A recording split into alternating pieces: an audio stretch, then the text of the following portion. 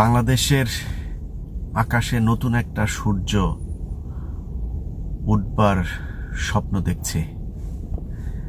চারিদিক থেকে যেভাবে প্রতিরোধ প্রতিবাদ শুরু হয়েছে, আমার মনে হচ্ছে শেখ হাসিনা নির্যাতন নিপীড়ন করে গত 15 বছর যেভাবে বাংলাদেশকে শাসন করেছে সেটা আর খুব বেশি দিন সম্ভব না। বিশেষ করে আজকে ঢাকা বিশ্ববিদ্যালয় এবং চ্যানেল 24-এর সাংবাদিক মঞ্জুর মতিন ভাই, ওনার বক্তব্য শোনার পর শরীরের সবগুলো লোম দাঁড়িয়ে যাচ্ছিল। আমার মনে হচ্ছে মানুষের ভেতরে তীব্র যে ক্ষোভ, সেই ক্ষোভ তারা উগলে দিতে শুরু করেছে। গত এই 3-4 দিন আগে শেখ হাসিনার পাশে বসে কিছু সাংবাদিক নামের নরপিশাচ, নরপশু, এই নরপিশাচদের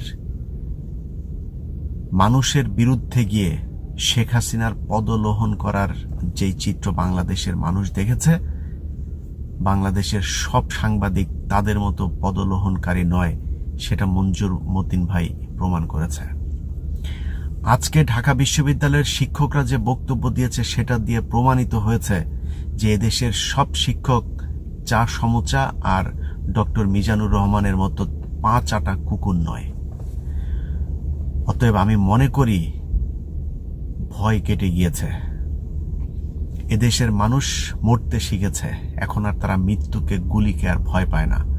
গতকালকেও আমার কথা যদি আপনি জিজ্ঞেস করেন, আমার পক্ষে সম্ভব না বন্দুকের সামনে দাঁড়িয়ে যে ভয়ের পরিস্থিতি শেখ হাসিনা তৈরি করেছে, সেখানে দাঁড়িয়ে গতকালকে আমি যদি দেশে থাকতাম, আমি জানি না, আমি মনে হয় না পারতাম এভাবে বন্দুকের সামনে দাঁড়াতে।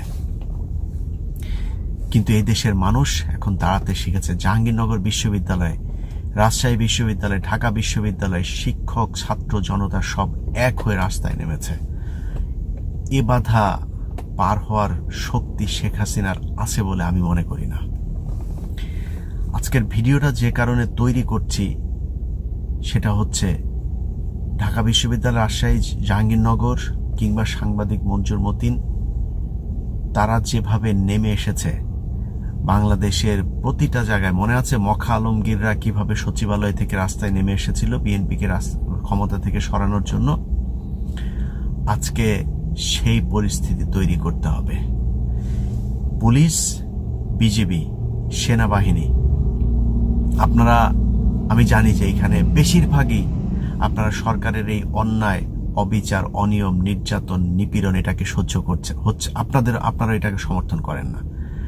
কিন্তু সমর্থন না করেই চুপচাপ বসে থাকা, এটা কোনো মানুষের কাজ হতে পারে না।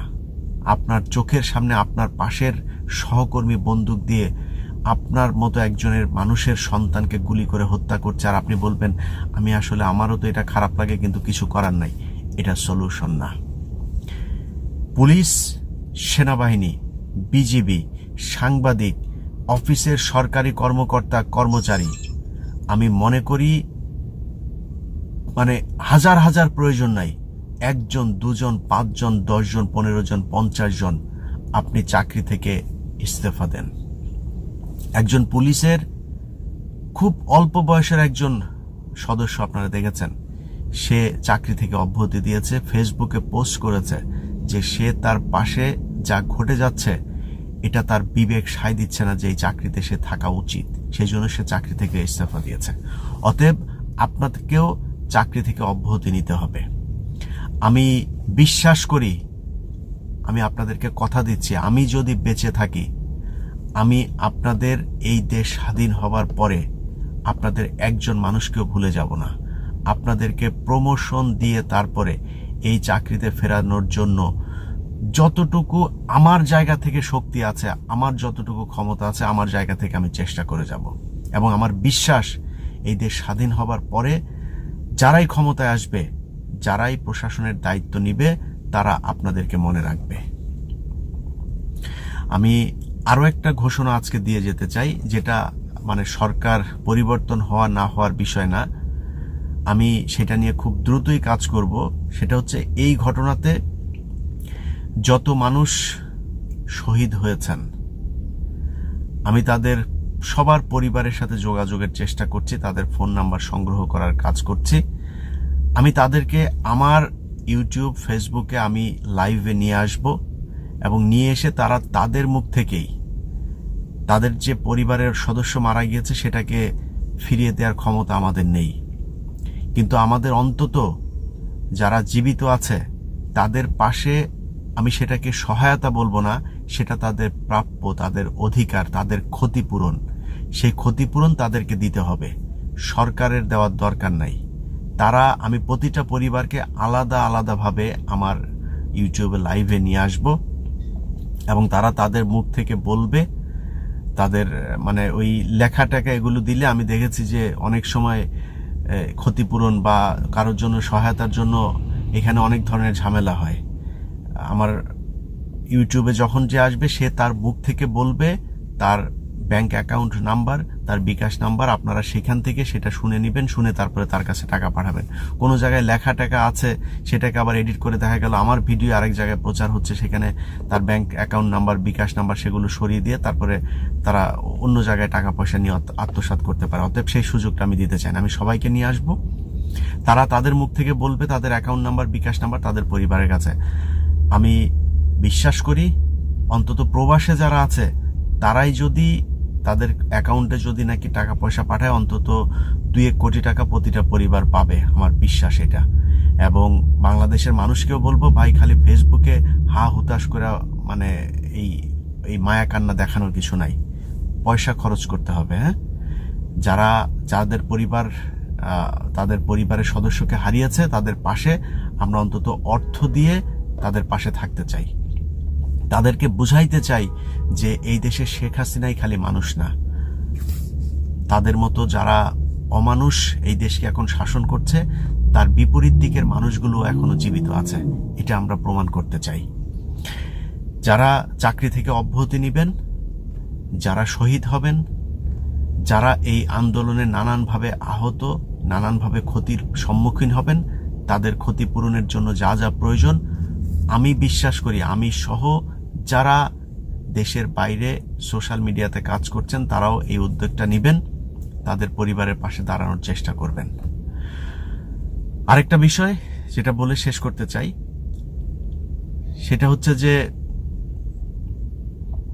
যেসব সাংবাদিকেরা আজকে, না আমি যেহেতু আমার জনরা নিয়ে আমি একটু কথা বলি, আজকে সরকারের পা চাটছেন, সাংবাদিকরা নাকি জাতির বিবেক। এটা জাতির বিবেক হইতে পারে না। একটা দেশের পুরো সাংবাদিক সমাজ এইভাবে চুপ করে থাকবে অথবা সরকারের পা চাটবে, এটা কোনো পৃথিবীর কোনো সভ্য দেশের সাংবাদিক জাতির বিবেকের কাজ হতে পারে না। এইভাবে একটা দেশ কখনোই চলে না। ভাই আমার দোষ থাকতে পারে, আমার দোষ নিয়ে আপনি সমালোচনা করেন, কোনো সমস্যা নাই, কিন্তু পুরো দেশটা আপনি চিন্তা করেছেন, ঢাকা বিশ্ববিদ্যালয়ের মতো একটা জায়গা, এইখানে মানে মানে এরা তো জাতির কারিগর, এরা বাংলাদেশের মেরুদণ্ডকে সোজা করে রাখার কারিগর, এইখানে এইভাবে জাতির বিবেক বিক্রি হয়ে যাবে, এইভাবে শিক্ষক সমাজ চুপ করে মুখ বুজে বন্ধ করবে, এটা কোনো দেশ হইতে পারে? এইভাবে একটা দেশ চলে, প্রত্যেকটা জায়গায় একটা অরাজক পরিস্থিতি, এইভাবে কোনো দেশ চলতে পারে না। সাংবাদিকরা যদি লিখতে না পারেন তাহলে সাংবাদিকতা ছেড়ে দেন। আপনি চুপ করে আপনাকে দিয়া যেই কাজ করাবে, আপনি দৌলতদিয়া ঘাটের প্রস্টিটিউট না, আপনাকে দিয়ে যা করাবে টাকার জন্য আপনি সেটাই করবেন, তাহলে আপনার বাসায় বাড়ি ঘরে মহিলারা আছে না, তাদেরকে ভাড়া দেন, ভাড়া দিয়ে তারপরে টাকা পয়সা তোলেন। ওইটা অন্তত মানে একটা দেশকে অন্তত ধ্বংস করবে না, ওইটা করে তারপরে খান। এর চাইতে মানে সুন্দরভাবে আপনাদেরকে আপাতত আর বলার কিছু নাই।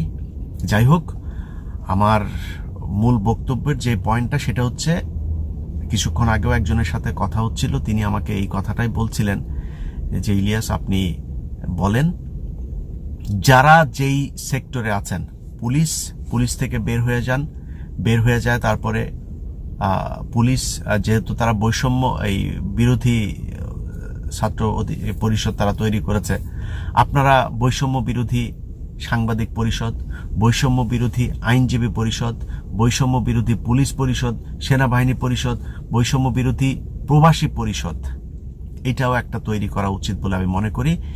সব পরিষদগুলো এইভাবে এই বৈষম্যের বিরুদ্ধে প্রতিবাদ করে তুলবে।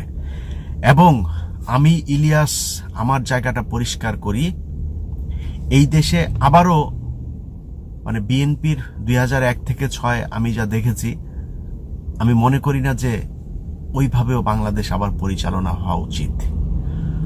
আবার বিএনপি ক্ষমতায় আসবে বা জামায়াত ক্ষমতায় আসবে, ক্ষমতায় এসে আগের মতো বাংলাদেশ চলবে, এটা থেকে বের হইতে হবে। আর রক্ত দেয়া না, অনেক হয়েছে। একটা দেশের 150 বছর পার হওয়ার পরে সেই দেশ অন্তত একটা জায়গায় যাওয়া উচিত। আমার মনে হচ্ছে সেই জায়গাটাতেই যাবে।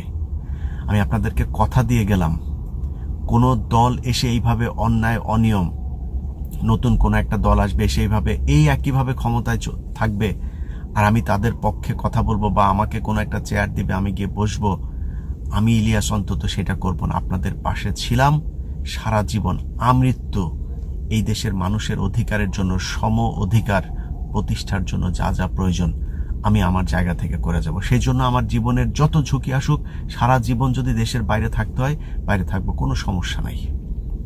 কিন্তু এইভাবে কোনো দেশ চলতে পারে না। যে যেই দল করবে সেই দলের চামচামো করবে, যেই দল করবে সেই দলের নেতার পায়ে ধরা তারপরে বসে থাকবে। এটা কোনো সভ্য সমাজ না। মানুষের মনুষ্যত্ববোধ, বিবেকবোধ বলে একটা কথা আছে, এটা দিয়ে এইভাবে চলে না। অতএব সব বৈষম্যের বিরুদ্ধে আলাদা আলাদা পরিষদ তৈরি করুন, তৈরি করে এই দেশটা একটা জায়গায় আসতে হবে। এই দেশ কেন এইভাবে থাকবে? এই দেশ মুখে মুখে না, সত্যি সত্যি সিঙ্গাপুর হওয়ার সেই ক্ষমতা এই দেশের মানুষের আছে। বাংলাদেশের মানুষ পরিশ্রমী, এই দেশের মানুষের সাহস আছে, তারা বন্দুকের গুলি বুকে নিয়ে তারপরে সামনে দাঁড়াইতে পারে।